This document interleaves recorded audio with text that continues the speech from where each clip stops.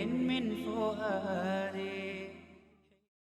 السلام علیکم ورحمۃ اللہ وبرکاتہ. ریڈیو HRDF میں آپ کا استقبال ہے.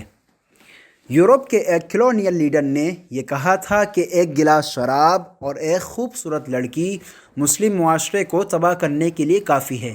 یہ لڑکی اس سے کہیں زیادہ تباہی مچائے گی کہ اس معاشرے میں کوئی بم ڈالا جائے. لہٰذا آپ انہیں ہمیشہ شراب اور خواتین دیتے رہو. جو صلیبی جنگ 200 سال سے اسلام کے خلاف اسلام کو مٹانے کے لیے لڑی جا رہی تھی، جب صلیبی اس جنگ کو ہار گئے تو وہ سوچنے لگے کہ اب آگے کا لائحہ عمل کیا ہونا ہے. معروف عیسائی کارکن ولیم ملگراف نے کہا ہے کہ اگر مسلمانوں کو قرآن سے دور کر دیا جائے اور شہر مکہ کی تہذیب کو بگاڑ دیا جائے تو عرب کمیونٹی آہستہ آہستہ محمد کو الوداع کہے گی اور مغربی تہذیب کے قریب ہو جائے گی. دشمن کے منصوبے بار بار ناکام ہو گئے، لیکن اس بار ان کا واضح منصوبہ تھا کہ آگے کیا کرنا ہے. وہ منصوبہ کیا ہے؟ وہ منصوبہ ہے مسلمانوں کو قرآن سے دور کرنا ہوگا، انہیں حضرت محمد صلی اللہ علیہ وسلم سے جدا کرنا ہوگا، ان کے دلوں سے مکہ شہر کی محبت نکالنی ہوگی. برطانوی پارلیمنٹ میں سابق برطانوی وزیر اعظم گلیڈ اسٹون کی تقریر پر وسیع پیمانے پر چرچے ہوئے ہیں. جب تک یہ قرآن موجود ہے، یورپ مشرق میں غلبہ حاصل نہیں کر سکے گا.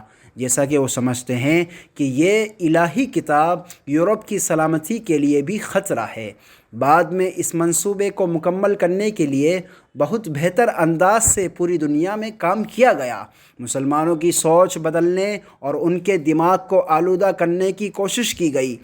انہوں نے اس کے سینکڑوں چالیں چلی تاکہ مسلمانوں کو اپنے عظیم نظریے سے دور کیا جا سکے، ان کی تہذیب و ثقافت کو جڑ سے اکھاڑ پھینک سکے اور ان کی وراثت کو ان کے لیے اجنبی بنایا جا سکے.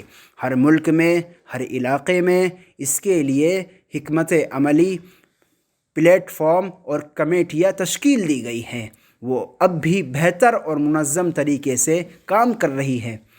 ہمارے پیارے دوستو، یہ جان لیں کہ جو آپ کی تعلیمات کے بارے میں غلط فہمیاں اور شبہات پیدا کر کے احساس کمتری پیدا کر کے آہستہ آہستہ آپ کو اسلام سے دور کرنے کے لیے کام کرتے ہیں، ان کا ہدف آپ کی نشو و نما اور نیکی نہیں ہے.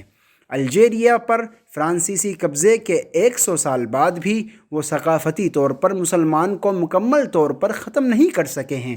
مایوس ہو کر وہ یہ کہنے پر مجبور ہوئے کہ ہمیں قرآن کو ختم کرنا ہوگا، تب ہی ہم ان کو شکست دے سکتے ہیں.